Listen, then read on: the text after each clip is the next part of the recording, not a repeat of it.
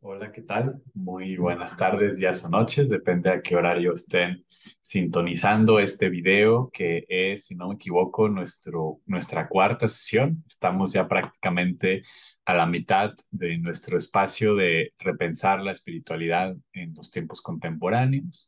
Hemos ya recorrido pues todo un camino en torno a una crítica de la sociedad industrial, la sociedad moderna, la sociedad en la que nos encontramos, la era de los sistemas, ¿no? Como un poco vimos la sesión pasada.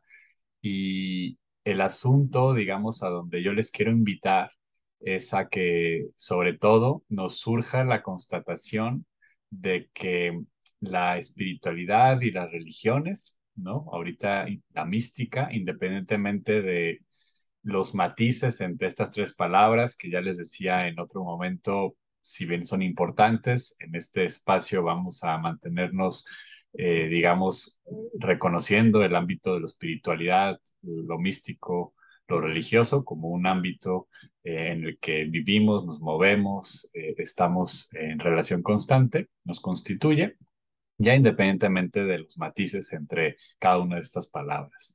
Es reconocer, como les decía, que esto que llamamos la dimensión de lo religioso, lo espiritual o lo místico, está siempre en correlación con los tiempos en los que vivimos, ¿no? Necesariamente.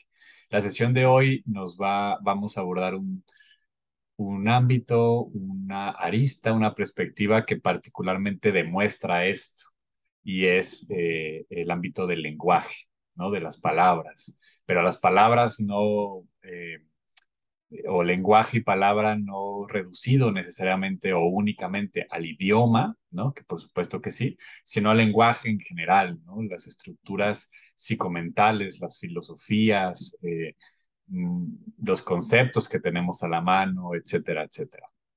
Pero bueno, entonces lo que hemos estado viniendo caminando desde el planteamiento de la posibilidad de una ascética contemporánea, esto pues se relaciona directamente con esta constatación, como les decía, de que la vivencia, la vida espiritual, eh, siempre va a estar relacionada con el tiempo en el que estamos viviendo, porque el tiempo en el que estamos viviendo va a determinar la experiencia, y la experiencia también, la experiencia espiritual, la vida espiritual también va a incidir en el tiempo en el que estamos viviendo, ya sea para reforzar las propias estructuras o ya sea para demostrar una novedad, ¿no? Respecto a las mismas.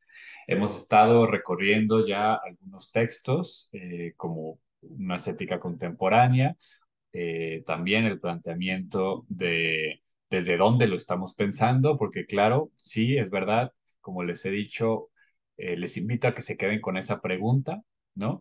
Que básicamente es la que he repetido cada sesión, que es, bueno, en tiempos del Buda, de Siddhartha Gautama, no había celulares. En tiempos de nuestros abuelos y abuelas aquí en el Anáhuac, territorio que le llaman Mesoamérica, pues no había camionetas, ¿no?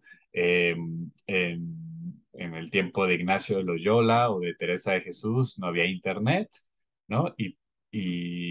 Pero sí había una serie de cosas en el mundo y relaciones sociales y lenguajes que todos estos místicos y místicas y pueblos tomaron en cuenta, ¿no? Nuestros abuelos y abuelas de la náhuatl tomaban en cuenta la actividad de la relación con la tierra por medio de una agricultura tradicional, inventaron el maíz, ¿no? El maíz es quizás el gran, el primer ejercicio, es el único grano elemental, ¿no? Cada cultura ancestral tiene el suyo, ¿no? China tiene el arroz, Europa el trigo, etcétera, etcétera. Y aquí en América tenemos el maíz y es el único grano que es claramente una relación entre el ser humano y la naturaleza, porque es el único que es eh, producto de esta relación del ser humano con la naturaleza. Los otros granos son eh, previos a la humanidad, pero no había maíz, bueno, había un maíz silvestre, pero ya el desarrollo del maíz que ahora comemos, maíz criollo por lo menos, porque el transgénico ya es otra cosa, es esta relación, ¿no? Del ser humano, ¿no? Entonces, que está presente, lo podemos ver en nuestros pueblos originarios, una espiritualidad del maíz, ¿no?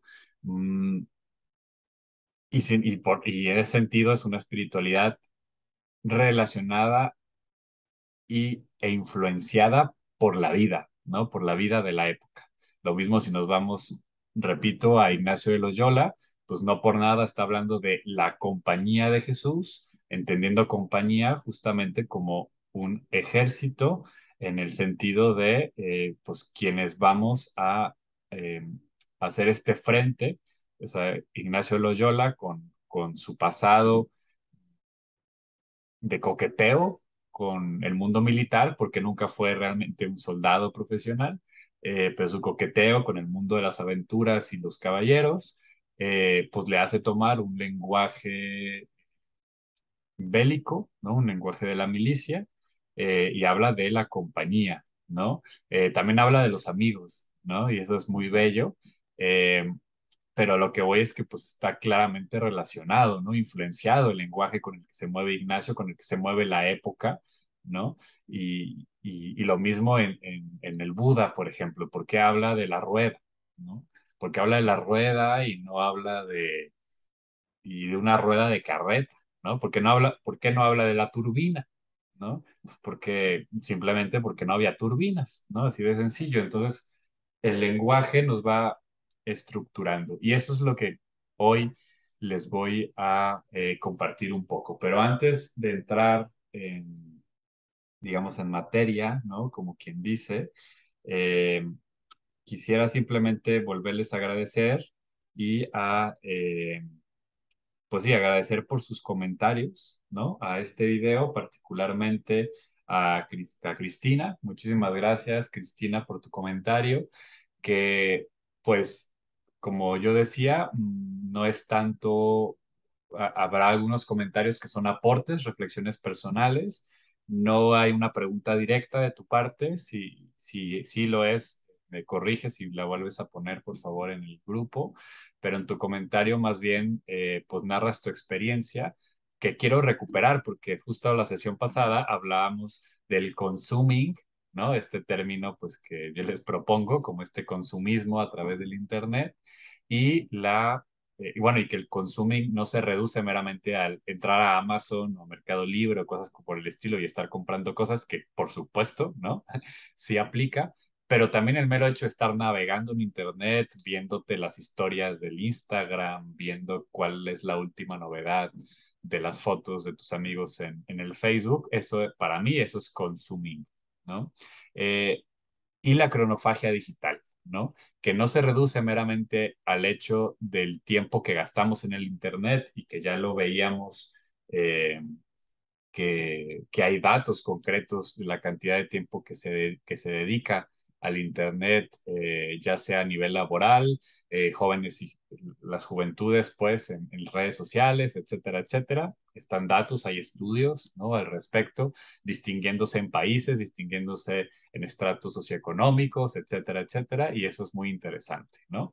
Y cada quien, y era una de las invitaciones que yo les hacía, puede ir, por ejemplo, a su celular y buscar esta función que tiene en donde cada día te dice cuánto tiempo usaste el celular y cuánto lo usaste en cada una de las aplicaciones. Entonces, cuánto tiempo duraste en el WhatsApp en un día, cuánto tiempo estuviste en Instagram, cuánto tiempo estuviste en Twitter, cuánto tiempo estuviste llamando por teléfono, etcétera, etcétera. Y en ese sentido, creo que pues estando ya en el mundo en el que estamos, que difícilmente podremos zafarnos a un 100% y zafarnos o intentar zafarnos es ya una reacción ante ese mundo, o sea, solamente te puedes zafar de donde ya estás adentro, ¿no? Entonces la búsqueda de zafarte es el mayor síntoma de que te está doliendo, ¿no? Entonces, el hecho de estar adentro, entonces en ese sentido hay que ser humildes y decir, estamos ya aquí y vamos a trabajar con lo que tenemos, ¿no? Y con lo que somos, mediando, encontrando límites que van a cambiar dependiendo las circunstancias, las situaciones y las vocaciones de cada persona, ¿no? Y de cada colectivo, de cada comunidad. En ese sentido, pues yo les decía, ¿no? Los celulares tienen esta función que para mí ha sido útil, poder poner límites.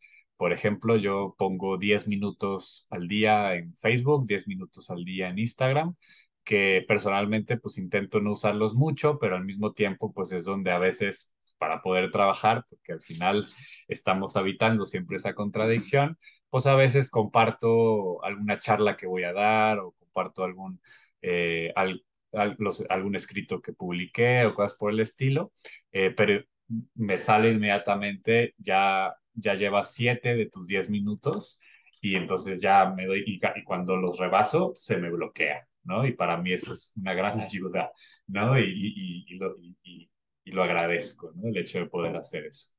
Eh, bueno, y entonces te decía, Cristina, tú comentaste eso, pones tu ejemplo, ¿no? De el tránsito por Santa Fe y justamente esta experiencia que tú nos regalas es muy rica porque demuestra que no es un asunto de decisión personal o individual. Eso es fundamental. O sea, hay que entender que no estamos viviendo lo que estamos viviendo por nuestra propia negligencia o exclusivamente por nuestra propia negligencia, porque tampoco se trata de dormirnos en nuestros laureles y decir, bueno, ya comamos y viva, ¿cómo es? Bebamos y comamos y porque mañana moriremos X, o sea, ya estamos aquí, entonces pues ya hay que vivir la vida que nos tocó en este mundo horrible y listo, ¿no? Ese derrotismo escatológico, diría yo, o sea, de que ya estamos en el fin del mundo, ya no hay salida, pues mejor dediquémonos a sufrir lo menos posible, ¿no? Morir de la mejor manera. Eh, Considero pues que es justamente un fruto de una desilusión, una desesperanza generacional, pues que es fuente de una desolación y no necesariamente del haber asumido un compromiso histórico, ¿no? Que son cosas distintas, ¿no? El hecho de que por depresión y desolación digas, pues ya qué, ¿no? Suelto la talla y mejor me dedico a morir y ya, a decir, reconozco lo que está sucediendo, reconozco que por lo tanto voy a evitar contradicciones porque vivo en este mundo y no vivo en Marte y que el hecho incluso de querer crear algo distinto no podré tampoco nunca salirme al 100%, y todo esfuerzo por salirse implica el estar adentro, ¿no? Eh, entonces, eso es otra cuestión, pero desde ahí decido, ¿no? Trabajar por cambiar el asunto, ¿no? Por vivir de una manera distinta, por no dejarme enajenar con todas estas cuestiones. Y en buena medida es lo que intento eh, transmitir en esta serie de charlas, como que caigamos en la cuenta eh, de que estamos viviendo una vida que nos enajena, que nos puede enajenar, que el sistema de vida moderno pues también tiene sus trampas y que estar atentos y atentas, pues puede ser parte de una espiritualidad en tiempos contemporáneos, ¿no? Una espiritualidad encarnada que no se reduzca a querer simplemente sentirte bendecida, sentirte que Dios te ama, buscar la iluminación o la tradición que tú elijas o sigas, desentendida, desentendido de lo que está sucediendo en el mundo. En ese sentido, eh, otro error desde mi punto de vista implicaría también el derrotismo o el pensar, o sea, el meramente llevarlo al ámbito de lo individual, ¿no? Porque cuando lo llevamos al ámbito de lo individual es muchísimo más sencillo caer en un derrotismo, porque bueno, ¿qué hago yo para cambiar Santa Fe? Imposible, ¿no? Eh, y además también, pues, porque eso paraliza al individuo, pero al mismo tiempo es un error porque entonces o sea, seguimos en la lógica de una espiritualidad pues que la consideramos como algo individual. Y por lo menos lo que yo aquí estoy poniendo en la mesa, pues no es así. Pero volviendo a esta temática de lo individual, lo que nos compartes, Cristina, es justamente eso, ¿no? Esta experiencia del sentir la imposibilidad de recorrer un lugar concreto, o sea, real, vivo, en donde, digamos, en otra circunstancia estructural, ¿no? Arquitectónica, tú podrías caminar de tu casa al trabajo, pero por la construcción social, porque es un problema social, no se trata de que entonces tú, o sea, no, la respuesta no sería entonces que todos decidan caminar, ¿no? Eh, Sino que hay una estructura de fondo que te impide caminar, que te impide andar en bicicleta, ¿no? Y Santa Fe en Ciudad de México es el ejemplo fenomenal, ¿no? Para ello, yo también estudié ahí mi maestría en la Ibero y claramente no es un lugar para caminar y para andar en bicicleta, es simplemente mortal, ¿no? Y en ese sentido, hay todo un sistema, todo un proyecto civilizatorio que va en contra de que tú puedas vivir eso. Tú y el colectivo, ¿no? La gente en general, la comunidad. Ese es el asunto, ¿no? Que aquí estamos no ante decisiones individuales, sino ante problemáticas estructurales de un sistema mundo, ¿no? De un proyecto civilizatorio, que es el que estamos ahorita viviendo, que opera justamente destruyendo modos concretos de vida que, en otras palabras, y utilizando el discurso de la vez pasada, nos está desencarnando, ¿no? Y ese es el meollo del asunto, nos ha estado desencarnando y un poco el llamado es, si, bueno, si queremos vivir una espiritualidad encarnada, eh, pues qué tendríamos que poder hacer, ¿no? Y eso pues es dejarlo al discernimiento y creatividad. Ya hemos puesto algunos ejemplos, ¿no? En la medida de lo posible, pues regresar a nuestro cuerpo, ¿no? A lo mejor Cristina, por la situación, pues no puede esto de lo del metro y demás, pues porque no hay en esa dirección, lo que sea, la bicicleta puede ser suicida en Santa Fe, etcétera, etcétera, ¿no? Pero que sí se puede, bueno, pues eso de nuevo vuelvo a pues, las circunstancias personales de cada quien y sobre todo en colectivo, cómo nos apoyamos, porque individual simplemente es irrelevante e imposible para el individuo ir en contra de la marea. Se necesita hacer balsa con la comunidad.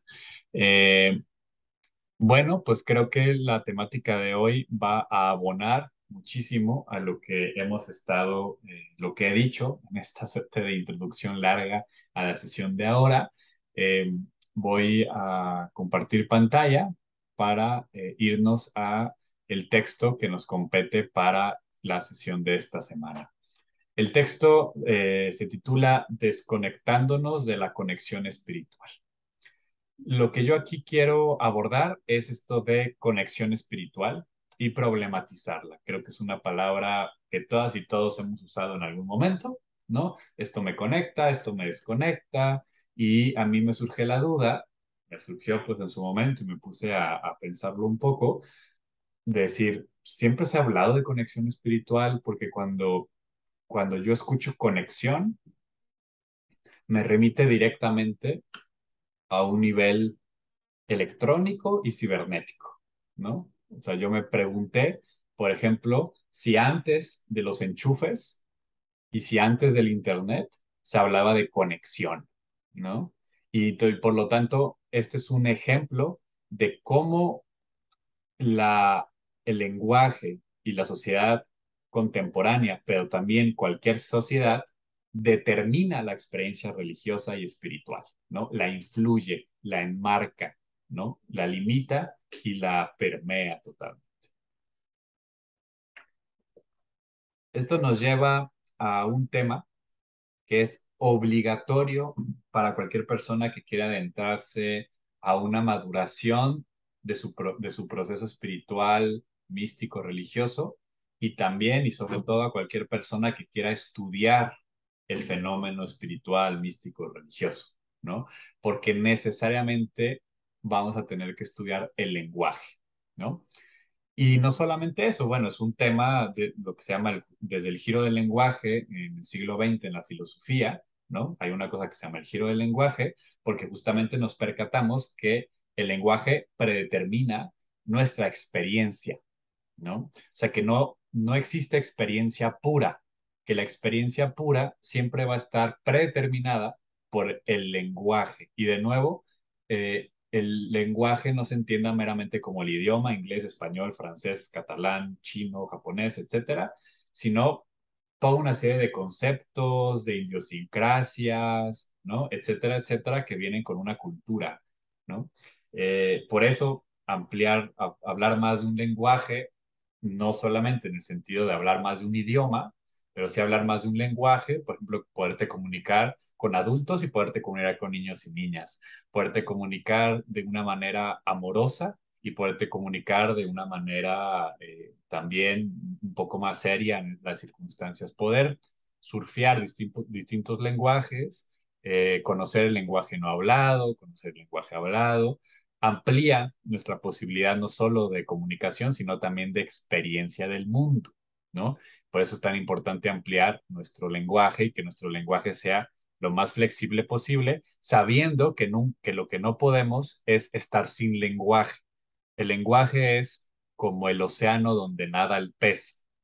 El pez puede ser lo más libre que quiera y si tiene y si puede, como buscando a Nemo, ¿no? La película puede cruzar el océano entero y hacer todas las aventuras en el océano, ¿no?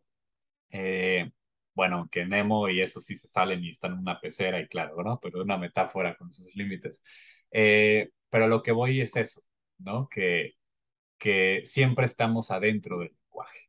Y eso no es una tragedia, aunque a quien diría que sí, o sea, quien interpretaría que justamente a eso se refiere la caída. O sea, que esta interpretación, o sea, que antes de lo que muchas tradiciones llaman como la caída, por ejemplo, en el cristianismo, Adán y Eva, ¿no? ¿De qué árbol comieron Adán y Eva? Del árbol del bien y del mal, de la separación, del juicio, ¿no? Que en otras palabras tiene que ver con el lenguaje, ¿no? La separación del mundo, el hecho de tener que nombrar el mundo y no simplemente poderlo vivir como lo viven los animales. Eh, pero así también, por ejemplo, en el budismo, ¿no? O sea, en todas las tradiciones, el lenguaje implica al mismo tiempo la condición humana, que es una condición de cesura, le podemos llamar, de bisagra entre lo interior y lo exterior, entre que somos en el mundo, somos el mundo, pero al mismo tiempo tenemos que nombrarlo y hay una cierta distancia entre nosotros y el mundo porque le podemos nombrar, ¿no? Y por lo tanto hay una interpretación. Y en ese sentido no es lo mismo una serpiente para una persona que para otra, para un pueblo que para otro. No es lo mismo un símbolo para un pueblo que para otro. No es lo mismo el símbolo que el signo, ¿no? O sea, etcétera, etcétera, ¿no? Es decir, toda experiencia siempre va a estar determinada por el lenguaje. Pero el lenguaje es al mismo tiempo lo que nos permite tener experiencia. Sin lenguaje no podríamos tener ninguna experiencia ni vida en general, ¿no? Ni, no solo espiritual, sino en general. No podemos tener vida ni experiencias del mundo sin lenguaje. El lenguaje también es lo que nos permite comunicarnos y vivir en sociedad, etcétera, y vivir en el mundo, ¿no? Distinguir lo que nos hace bien de lo que nos hace mal en el sentido de lo que comemos. O sea, el lenguaje es nuestro vehículo para habitar la existencia, ¿no? Y en ese sentido nunca nos podemos salir del lenguaje. El lenguaje se puede pervertir y es un poquito, ¿no? Bueno, aquí ya vamos directamente al texto.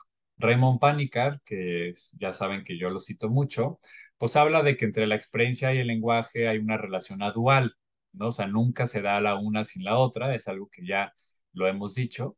Eh, un lenguaje es siempre lenguaje de una experiencia, ¿no? El lenguaje auténtico. Sin embargo, hoy proliferan las palabras vacías de significado, palabras muertas o palabras plástico, que son las que mencionaba este pensador, Uwe Parkstein, en el 88.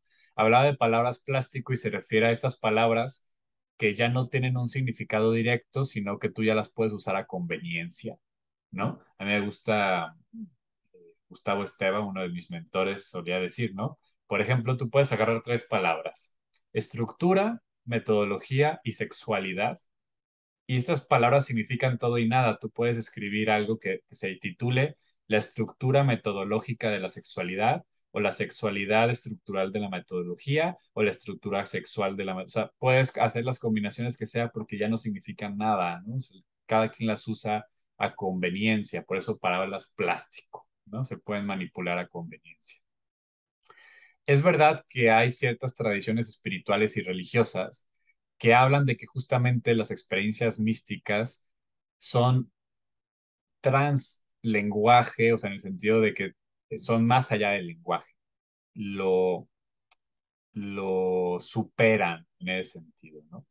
Yo tengo mis serias dudas al respecto, pero aún suponiendo que podemos salirnos del ámbito del lenguaje, necesariamente regresaremos a él, tarde o temprano, ¿no?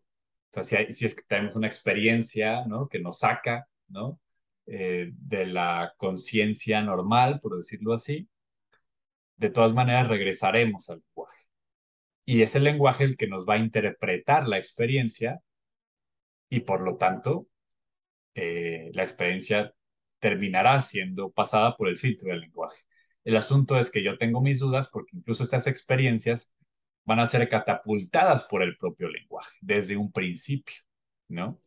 Puede ser que tú como un budista estés meditando, meditando, meditando y la experiencia de la iluminación trasciendas el lenguaje, pero todo el camino que le dio forma a tu caminar hacia la iluminación, el lenguaje que te convenció de que eso era deseable y por lo tanto que practicaste la meditación, fue un lenguaje particular. Y por eso el budista se ilumina en términos budistas y no tiene la experiencia de la unión con Dios en términos cristianos, o no tiene la experiencia de la armonía con la madre tierra en el mismo sentido que lo tiene un quechua, ¿no? Con la Pachamama, por ejemplo, etcétera, etcétera. Después pueden existir diálogos interreligiosos y sí, el budista en la iluminación encuentra la armonía con la naturaleza, pero no es la misma en el mismo sentido que el quechua con la Pachamama, ¿no? Es distinta. Entonces, siempre, digamos, nos va a estar determinando el lenguaje, es lo que yo les decía, ¿no? Y el lenguaje siempre va a estar presente, ¿no? Hay que reflexionar en torno a cómo nuestras narrativas espirituales se ven determinadas por el lenguaje que nos circunda, dependiendo de la época en la que vivimos, ¿no? Que es básicamente lo que hemos estado diciendo. Parece algo tremendamente obvio, pero tiene, y es justo lo que he estado queriendo transmitirles, ¿no? Por ejemplo, si yo digo que Teresa de Jesús escribió en un castellano del siglo XVI, es obvio, ¿no? Pero la pregunta es esto qué significa y qué repercusiones tiene, ¿no? Lo mismo, lo que les decía del Buda, Siddhartha Gautama, ¿por qué habla de carreta, de rueda y no habla de turbina? Pues porque es el lenguaje de la época y es lo que tiene enfrente y de lo que puede hablar, no puede hablar de turbinas, ¿no? Ahora, un ejemplo más concreto, ¿no? San Juan de la Cruz, ¿no? La mística sanjuanista recupera un lenguaje que se llama bucólico, los versos bucólicos. Bucólico significa campestre o pastoril. Y en la época de San Juan de la Cruz existían, una, perdón, en tiempos de San Juan de la Cruz existía eh, una tradición que eran los poemas bucólicos, que era casi casi lo que podríamos llamar la música pop, ¿no? Que son pues canciones de pastorcitos y de pastorcitas que escribían poesía de amor, entre ellos, ¿no? Personas enamoradas que escribían algunos versos muy libres y llenos, por lo tanto, de lo que ellos vivían, ¿no? Le decían a la pastorcita mi ovejita o lo que sea, ¿no? O sea, dentro de los símbolos pues de la vida de estos pastores y pastoras, pues usaban estos símbolos de ovejas, del campo, etcétera, etcétera, de pajaritos, de ríos, de montes, de la primavera, para expresar su amor a su amada o a su amado. Eh, San Juan de la Cruz tomó la inspiración de los versos bucólicos y de ahí se basó para escribir mucha de su poesía. No solamente el poema más famoso y más obvio, él tiene un poema que se llama El Pastorcico, ¿no? Y que es un pastorcico que está enamorado de Dios, etcétera. Ese es el más obvio, pero también los grandes eh, poemas de San Juan de la Cruz, como el Cántico Espiritual, Llama de Amor Viva, etcétera, Noche Oscura, también están inspirados en estas relaciones de amor.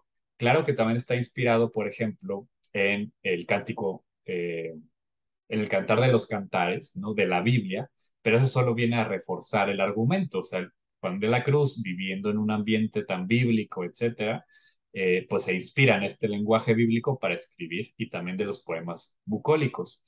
Hoy en día es como, pues si alguien se inspirara en el reggaetón, por ejemplo, para escribir una oda a Dios, y existe el reggaetón cristiano, por ejemplo, existe el reggaetón budista, ¿no? Bueno, el budista he conocido más como música electrónica, ¿no? Y va por ahí, o sea, es el lenguaje de la época. En este sentido, lo primero que, bueno, yo aquí en este párrafo que le señalo acá es básicamente lo que ya he dicho, ¿no? Pensar una mística, una ascética del siglo XXI y sobre todo darnos cuenta cómo repercute el lenguaje. Y para eso, pues voy a usar el ejemplo de la palabra conexión, que es un poco lo que les estaba yo diciendo. No voy yo a detenerme mucho en tratar de, o sea, no es un artículo, es un blog, ¿no? Entonces, pues no me metí así a hacer una investigación erudita en una universidad, en textos empolvados, de la palabra conexión, pues no, tampoco era el objetivo. Pero sí, digamos, lo que investigué es lo siguiente. Conexión viene del latín, ¿no? Que básicamente significa unir, hacer un nudo, anudar, poner junto, ¿no? Y básicamente, pues los contextos en los que podríamos encontrar, por ejemplo, en el siglo tercero, la palabra conexión, pues yo me imagino a unos navegantes romanos en un barco haciendo un nudo, haciendo una conexión. Y básicamente, ¿no? O en un mercado poniendo una tienda, lo que sea, eso era. Hoy la palabra conexión, si hablamos de conexión, la verdad, no nos remite necesariamente a un nudo de una cuerda, nos remite tal cual a una conexión electrónica donde ahorita, por ejemplo, en unos minutos yo voy a tener que agarrar mi enchufe de la computadora porque en algún momento se me va a acabar la pila y voy a tener que conectar la computadora a la electricidad.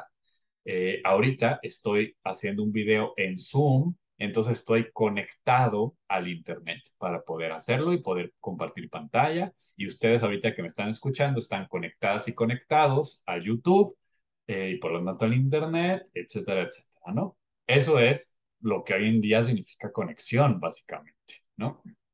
Eh, o de dónde viene. A ver, y esto es importante,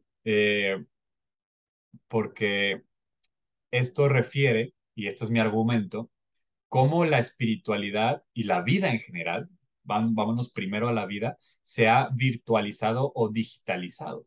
Es decir, estamos valiéndonos de términos, de conceptos, de palabras que pertenecen al mundo de la electrónica y del mundo digital para interpretar nuestra cotidianidad.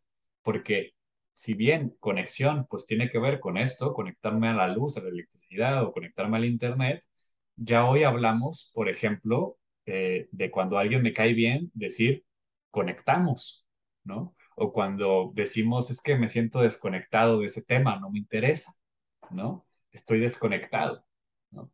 Eh, o incluso si lo vemos, por ejemplo, eh, cuando decimos, no, esa persona está bien desconectada, ya no, pues no contesta los WhatsApp, la invitamos en Facebook, o sea, está desconectada, ¿no? Pero ¿qué significa? Pues que no está presente en redes sociales, básicamente, ¿no? ¿Cómo influencia esto a la espiritualidad? Pues miren, les doy simplemente un dato interesante. Hablando exclusivamente de la lengua que aquí estamos utilizando, que es el castellano, el español, si nos vamos a los dos grandes autores espirituales del siglo XVI español, que es el siglo de oro, ¿no? Y con grandes me refiero no solamente por su importancia, sino también por eh, la cantidad de su obra, ¿no? Porque Ignacio de Loyola es muy importante, pero él escribió menos. Por ejemplo, Teresa de Jesús y Juan de la Cruz, ¿no? Podríamos irnos a Cervantes, pero ignoro Cervantes. Yo me fui al ámbito de la espiritualidad. Teresa de Jesús y Juan de la Cruz no aparecen en toda la obra estamos hablando que, acuérdense, Teresa de Jesús son sus cuatro obras mayores, ¿no? Libro de la Vida, Fundaciones, Castillo Interior, eh, y moradas, ¿no? Y luego todas las pequeñas cosas que tiene, los poemas, las más de 500 cartas, ¿no? O sea, todo eso Teresa de Jesús, y luego las obras mayores de San Juan de la Cruz, Noche Oscura, Llamada Amor Viva, Cántico Espiritual, eh, Su vida al Monte Carmelo, luego toda su poesía, sus cartas, que son menos, pero que ahí hay algunas, etcétera, etcétera, ¿no? En todo este compendio, ¿no? Que son tres libros grandes, ¿no? Enteros, que son básicamente dentro de este siglo XVI español, fueron los que empezaron a escribir la cuestión espiritual no en latín, sino en castellano, y por lo tanto son de los inventores del lenguaje espiritual en nuestra lengua, ¿no? San Juan de la Cruz y Santa Teresa, no utilizan ni una sola vez la palabra conectar ni conexión. No aparece en toda su obra. ¿Cómo lo sé, Elías? ¿Te has leído toda su obra? Bueno, sí lo he leído, toda. Sin embargo, cuando la he leído toda, no me puse a buscarla, no sé decir, no la volví a leer, sino que, volviendo a la contradicción, utilicé un buscador específico, que es una biblioteca carmelitana, que está hecha justamente para que tú pongas una palabra que tú quieras buscar en la obra tanto de Juan de la Cruz o de Teresa y te va a lanzar todas las veces y en qué lugares aparece, por ejemplo, la palabra agua, ¿no? Entonces, si tú quieres escribir un artículo sobre el agua en Santa Teresa de Jesús, utilizas esta herramienta y vas y te das cuenta que Teresa utiliza la palabra agua tantas veces y te vas a las veces que lo utiliza y ahí te dice ahí tú te das cuenta, mira, en este caso lo utiliza la palabra agua en este sentido, como metáfora de la oración, por ejemplo, en los 4 modos de regar el huerto, así es. Pero después Teresa dice agua en un sentido coloquial, ¿no? De que pásame el agua. Listo, ¿no? Entonces ya haces tu artículo, genial. Bueno, yo hice eso con la palabra conexión y conectar y no hay ninguna, ni en Teresa ni en Juan. ¿Qué significa esto? Bueno, pues que estamos ante otro paradigma en el que la espiritualidad no se entiende como conexión. Hoy es justamente lo contrario. Hoy si tú googleas, ¿no? Que ya existe esa palabra, si tú googleas conexión espiritual, te va a salir una canción de Paulino Monroy que tiene ese nombre y que en la canción está repleta de términos religiosos y cibernéticos como clic, místico, génesis, etcétera. Si tú buscas también, vas a encontrar libros que se llaman Conexión Espiritual o Spiritual Connection, ¿no? Y vas a encontrar libros al respecto y vas a encontrar toda una serie de bibliografía y de artículos sobre la conexión espiritual. Y vámonos a nuestra experiencia. Cuántos de ustedes no han utilizado la palabra conectar o conexión en su vida espiritual, ¿no? Y esto va parejo. Yo se lo he escuchado a budistas, se lo he escuchado a gente de los nuevos movimientos religiosos, de la llamada New Age, se lo he escuchado a neochamanes, a neochamanas, a gente que está con los pueblos originarios, se lo he escuchado a cristianos y a cristianas de distintas denominaciones. Yo mismo, digamos, se me sale, ahorita ya intento no utilizar esa palabra en el ámbito espiritual, pero me doy cuenta de que yo también la utilizaba mucho porque, ¿qué decimos, no? O sea, cuando nos sentimos conectadas a nuestra experiencia, esta práctica me conecta, me siento conectado con Dios, me siento conectada con la Madre Tierra, me siento, ¿no? Y eso es lo que hablamos, ¿no? Repito, esto no es un juicio de vienen, aquí no estamos metiendo la moral.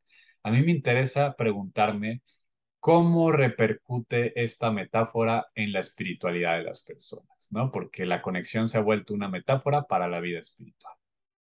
A reserva de futuras investigaciones, análisis, no lo sé, yo me atrevo a decir lo siguiente en un ámbito así como muy, pues simplemente para lanzar algunas ideas, ¿no? Lo primero que me remite son a las películas como de Matrix e Inception, ¿no? O El Origen. ¿No? Son estas películas en donde, por ejemplo, en Matrix, pues te entras y sales de la Matrix, estas personas que ya están despiertas, ¿no? Eh, Porque, bueno, la Matrix tiene como todo este simbolismo budista detrás y demás, ¿no? El origen, pues acuérdense que esta película de los sueños, que por medio de una cierta droga y no sé qué puedes ir metiéndote a tus sueños de manera consciente e irte más profundo y te conectas y te desconectas, ¿no? Para mí, cuando hablamos de conexión espiritual, desde que me estoy dando cuenta de todo esto, a mí me remite que estamos entendiendo espiritualidad y a Dios y a lo que quieran como una suerte de realidad virtual, ¿no? Como algo a lo que podemos estar conectados y desconectados como el Internet, ¿no? O la computadora puede estar conectada o desconectada. Ahora buena parte de nuestras vidas se viven en un espacio de desencarnado y acorporal, ¿no? Por medio de prótesis mecánicas como el teléfono y la pantalla. Ya lo veíamos, ¿no? En las sesiones pasadas. Y entonces lo mismo comienza a suceder, ¿no? En ese sentido. Por supuesto, esta es una discusión larga, pero para limitarme a los términos que marqué al inicio del artículo y esta conferencia que estamos teniendo, esta charla, quiero decir que me parece que esto de la conexión espiritual, lejos de implicar un uso neutral, y esto es importante, no es neutral, sino que, como lo hemos dicho, el utilizar estas palabras ya determina nuestra propia experiencia, ¿no? La predetermina, ¿no? No solo que yo interprete mis experiencias o mi vida, mi práctica espiritual en términos de conexión o desconexión, sino que desde antes también ya le va dando un marco en torno al cual posibilita o imposibilita ciertas experiencias, ¿no? En el ámbito espiritual. A mí me suena que cuando hablamos de conexión espiritual, estaremos hablando como que la espiritualidad o lo espiritual es una dimensión, como como correlato al Wi-Fi, algo etéreo, algo airoso, algo mental en el sentido de las conexiones nerviosas y neuronales. Bueno, aquí les pongo una anécdota graciosa que no viene ahorita al caso, pero lo que quiero decir, y esto era meramente un ejemplo, ¿no? Que yo aquí lo que quiero llamarles la atención, a que se pongan a reflexionar es cuáles son estas palabras, cuáles son estos lenguajes que están predeterminando y determinando, traduciendo mi propia vivencia espiritual, mi propia vivencia religiosa, mi camino religioso espiritual, como le quieren llamar, místico. Esto es un ejercicio fenomenal de realizar. Y les digo, va desde el hecho de, o sea, si yo vivo un camino, por ejemplo, cristiano, voy a estar enmarcado en un lenguaje cristiano y mi experiencia se va a construir desde ese lenguaje. Lo mismo si yo soy de la mexicanidad, por ejemplo, si soy jainista, o si, por ejemplo, vivo la tradición de la no tradición, por ejemplo, ¿no? Las nuevas tradiciones de decir soy libre de todas las iglesias y por lo tanto creo mi propia iglesia, aunque no la funda, ¿no? Pero es una religión al final del día, ¿no? La New Age o demás, tiene su propio lenguaje también, ¿no? Eh, Va desde allí, pero a mí me interesa, ¿no? No solamente pues, el lenguaje propio de cada una de las tradiciones, que es algo fundamental, sino también cómo nuestra vida cotidiana, en nuestras ciudades, o sea, en el mundo en el que estamos viviendo, con tanta tecnología, con los carros, con las computadoras, con los celulares, con todos los fenómenos propios de la vida moderna, qué tanto esto determina o predetermina nuestra eh, experiencia y camino espiritual. Como les decía, mi propuesta personal pues es justamente irse purgando lo más posible de eso, pero bueno, también si ustedes deciden asumirlo, pues adelante, ¿no? Eh, yo creo que por eso yo le llamo desconectándonos de la conexión espiritual, ¿no? Como ir más allá de esa conexión porque creo que porque determina, ¿no? Nuestra experiencia hacia una cierta manera de entender lo espiritual, lo divino, lo religioso, etc. Pues bien, yo por ahora aquí le dejo. eh, y bueno, creo que es un tema complejo.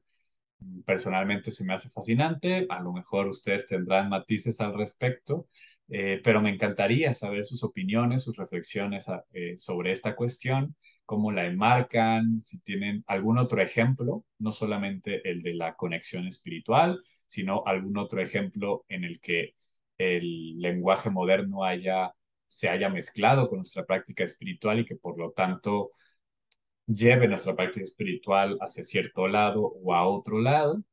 Mm, Y lo dejaré así como media invitación a una reflexión personal. Y si pueden, pues lo pueden compartir en el grupo de WhatsApp para que escuchemos también otras versiones de esto. Y también si tienen alguna duda, comentario, lo que sea, pues ya saben que es muy bien recibida. Les mando un saludo, espero que estén muy bien. Bendiciones y seguimos en contacto. Hasta pronto.